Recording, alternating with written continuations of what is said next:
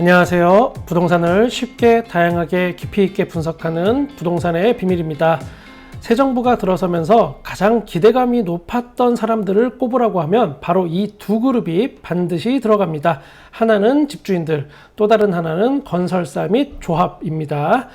집주인들부터 보면 겉으로 이렇게 하는 말은 그동안 집값이 비정상적으로 올랐다. 집 있는 게 무슨 죄냐. 세금이 너무 많아서 힘들다. 그러니까 새로운 정부가 탄생해야 한다. 이런 논리였습니다.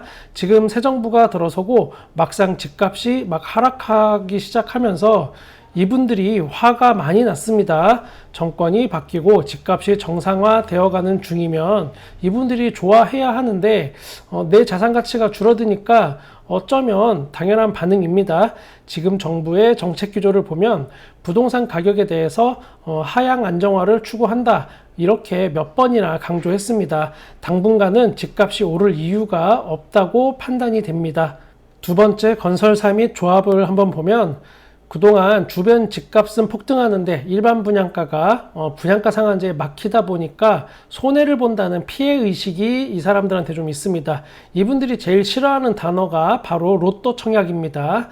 내가 힘들게 재건축 재개발 진행했는데 일반 분양하는 청약자들이 무임승차한다.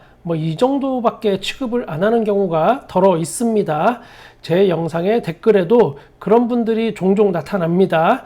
어느 아파트 단지나 장점과 단점이 다 공존합니다. 강남에 있는 아파트라고 해서 단점이 없는 게 아니거든요. 근데 청약을 하고자 하는 분들에게 저는 장점과 단점 모두를 알려드려서 좋은 청약을 할 수 있게끔 도움을 드리고자 그렇게 해서 단점을 좀 말하면 어디선가 여지없이 네가 뭘 아냐 이런 댓글이 나타납니다.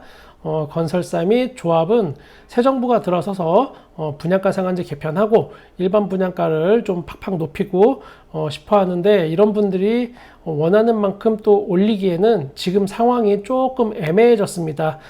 그 이유는 금리가 치솟게 되니까 대출이 필요한데 사실상 청약 수요자들이 이 금리 때문에 청약을 꺼리게 되고 부동산이 지금 하락되면서 주변 아파트 시세가 하락하다 보니까 로또 청약도 아닌데 굳이 내가 무리해서 지금 청약을 해야 하나 이런 생각 때문에 또 실수요자들이 청약을 안 하고 또 서울 청약 단지 중에 선발대로 일반 분양가와 주변 시세가 비슷한 가격에 이렇게 분양을 한 서울의 아파트들이 있는데 이곳들이 다 미분양이 나면서 초토화되다 보니까 다들 얼어붙었습니다.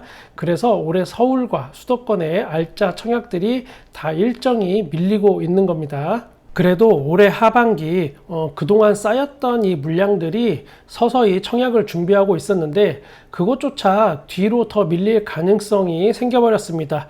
이유는 9월 달에 발표하기로 했던 부동산 정책이 뒤로 밀려버렸습니다. 이 정책이 발표되면 그 타이밍에 맞춰서 민간 분양 단지들이 청약을 시작하려고 했는데 갑자기 흔들리게 된 겁니다. 청년 주거지원 종합대책이 바로 그 부동산 정책인데 이게 9월 달인데 10월 말로 발표가 연기가 됐습니다. 이 부동산 정책의 핵심은 두 가지로 볼 수 있는데 하나는 원가주택 사전청약 일정 그리고 또 하나는 서울 등 투기과열지구에서 추첨제 도입으로 대표가 되는 청약제도 개편으로 이렇게 나눌 수가 있습니다. 원가주택부터 알아보면 반값 아파트, 청년 원가주택, 역세권 첫집 등등으로 알려진 것들을 말하는 건데 쉽게 말해서 건설 원가 수준으로 무주택자들한테 공급하겠다 이런 겁니다. 신혼부부 7년 이내 생애 최초 주택 구입자 만 39세 미만 청년 이런 무주택자들한테 입지가 아주 좋은 곳의 아파트를 싸게 공급한다는 어찌 보면 아주 좋은 취지인데 여기서 기대하는 분들이 많았는데 일정이 이게 뒤로 밀리면서 힘이 빠지는 상황입니다. 청년 원가주택에 대한 자세한 설명은 제 기존 영상에서 다룬 것들이 있기 때문에 그 부분 참고해 보시기 바랍니다. 연기된 이유는 청년의 의견을 조금 더 듣겠다라는 이유입니다. 즉 기존에 알려진 청년 원가주택의 내용에서 변경이 될 수도 있는 부분이 있겠습니다. 이 부분은 유심히 한번 지켜봐야겠습니다. 청약제도 개편은 핵심이 서울 등 투기과열지구에서 추첨제 도입이 새로 부활하는 겁니다. 이게 굉장히 중요하고 누군가에게는 새로운 기회가 생기는 거고, 또 누군가에게는 기존보다 당첨의 확률이 낮아지고, 이런 청약시장에서 어쩌면 극적인 변화를 가져올 수도 있는 그런 정책입니다. 내용을 한번 보면 전용면적 60제곱미터 이하는 가점제 50%, 추첨제 50% 이렇게 변경이 되고, 전용면적 60에서 84제곱미터 이하는 가점제 70, 그리고 추첨제 30% 이렇게 변경이 됩니다. 그러면 그동안 가장 인기가 많았던 24평에서 34평까지의 청약에서 추첨제가 물량이 많이 생기게 되는 겁니다. 이 영향은 생각보다 파급력이 굉장히 클 수도 있습니다. 그동안 무주택 기간, 부양가족, 소득 이런 데서 불리함 때문에 아예 청약을 신청할 수 없던 사람, 또는 고점자한테 밀려서 당첨 가능성이 거의 없던, 제로에 가까웠던 이 모든 사람들한테 새로운 기회가 생기는 겁니다. 운만 좋다면 누구나 서울 수도권의 알짜 청약 아파트에 당첨이 될 수 있는 겁니다.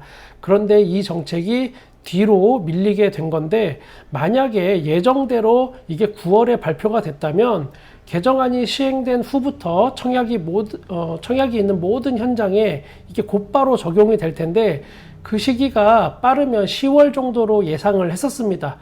그러면 10월, 11월, 12월에 많은 청약 물량이 나올 걸로 예상이 됐었는데, 지금은 어떻게 보면은 올해는 가능하지 않을 수도 있다, 이런 상황까지 된 겁니다. 제가 영상의 앞부분에서 건설사 및 조합이 청약 일정을 자꾸 뒤로 미루는 이유에 대해서 설명을 했습니다.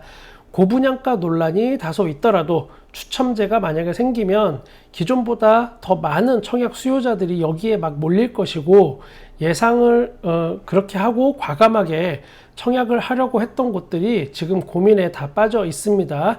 이 정도면 미분양은 안 나겠지 하는 그런 분위기가 이렇게 대충 만들어져야 되는데, 그게 안 되니까 주춤주춤 할 겁니다. 만약 청약 제도가 올해가 아니고 내년 초로 미뤄진다면 다들 그 시기에 다시 초점을 맞출 거고, 그러면 물량이 내년으로 다 넘어갈 그럴 확률이 높습니다. 물론 특수한 경우 있을 수 있습니다. 청약을 미루면 미룰수록 대주단으로부터 빌린 돈의 이자가 눈덩이처럼 커져서 더 이상 못 버티겠다 하는 아파트들은 청약을 시작할 수밖에 없습니다. 제가 기존 영상에 곧 청약을 시작할 만한 알짜 청약 지역들 분석한 것이 있습니다. 자세한 사항은 기존 영상을 참고해 주시기 바랍니다. 대표적인 곳들은 이문 휴경 뉴타운 중심으로 이문 1구역, 이문 3구역, 휴경 3구역 등이 있고, 장이 뉴타운을 중심으로 보면 장이 4구역, 장이 6구역, 장이 10구역 이렇게 있습니다. 또 중랑구에 중화 롯데캐슬 SK뷰 여기도 있고, 강동구에는 천호 4구역, 길동 신동아 재건축이 있고, 또 은평구에는 역촌 1구역, 센트레빌 아스테리움 시그니처, 이름이 너무 길어. 마포구에는 마포 더 클래시, 또 공덕 1구역 재건축 이렇게 있고, 송파구에는 힐스테이트 이편한 세상 문정 이렇게 있습니다. 또 성동구에도 알짜가 있습니다. 행당동에 있는 라체르보 프루지오 서밋, 그리고 용답동에 있는 청계 리버뷰 자이 등등 괜찮은 것들이 꽤 있는데, 이런 것들 유심히 한번 봐야 됩니다. 그러면 올 하반기 청약 전략을 어떻게 가지고 가야 할까? 일단 올 하반기는 공공분양 사전 청약을 먼저 한번 노려보시는 걸 추천합니다. 곧 있어서 고양 창릉 400세대, 부천대장 400세대, 남양주 양정지구 여기가 꽤 큽니다. 그리고 어쩌면 다크호스로 떠오를 수 있는 곳인데, 여기서 2200세대, 또 남양주 왕숙이랑 실질적으로 붙어 있어서 같은 곳이라고 봐도 무방한 진접 2지구에서 900세대 등 총 7200세대가 먼저 청약을 시작할 겁니다. 10월 달로 예상이 됩니다. 그 다음에 이어서 12월 달쯤에는 공공분양 물량의 폭탄이 터질 예정입니다. 남양주 왕숙의 2500세대, 그리고 공공분양 선호도 1위, 사실상 뭐 여기는 서울이라고 봐도 무방한 하남 교산에서 2200세대, 그리고 고양 창릉에서 400세대, 또 과천에서도 900세대, 광명 900세대 등 여기 정말 알짜 단지들이 한꺼번에 많이 나올 겁니다. 이렇게 물량이 많이 나올 때, 그리고 경쟁률이 분산이 될 때, 고점자가 분산이 될 때 새로운 기회가 올 수 있는 겁니다. 단 주의하실 점도 있습니다. 입주가 3기 신도시는 빨라봐야 2027년부터입니다. 27년부터 30년까지 대부분의 입주가 되기 때문에 다소 오래 기다려야 한다는 점은 참고하셔야 합니다. 그래도 역시나 가성비 측면에서는 3기 신도시 공공분양이 저는 탑이라고 생각합니다. 서울과 수도권의 민간 분양 단지들의 분양가가 상당히 높게 나올 수 있습니다. 일단은 어쨌든 공공분양 사전청약에 당첨이 돼서 안전장치를 하나 걸어 두시고 그 다음에 민간 분양을 준비하시는 방법이 가장 현실적이라고 말씀드리겠습니다. 이번 부동산 정책의 발표 연기가 청약시장에 어떤 반응을 일으킬지 주의 깊게 봐야 합니다. 부동산에는 정치 성향을 배제해야 합니다. 내가 보수인지 진보인지 대통령이 좋은지 싫은지는 중요하지 않습니다. 각자의 정치적인 성향은 투표로 각자 알아서 행동하면 되는 거고, 우리는 시시각각으로 변하는 부동산 정책에 적극적으로 대응을 해야 안정적인 주거 환경을 마련할 수 있습니다. 오늘도 구독과 좋아요 감사합니다. 여러분의 부동산의 끝까지 함께 하겠습니다. 부동산의 비밀이었습니다.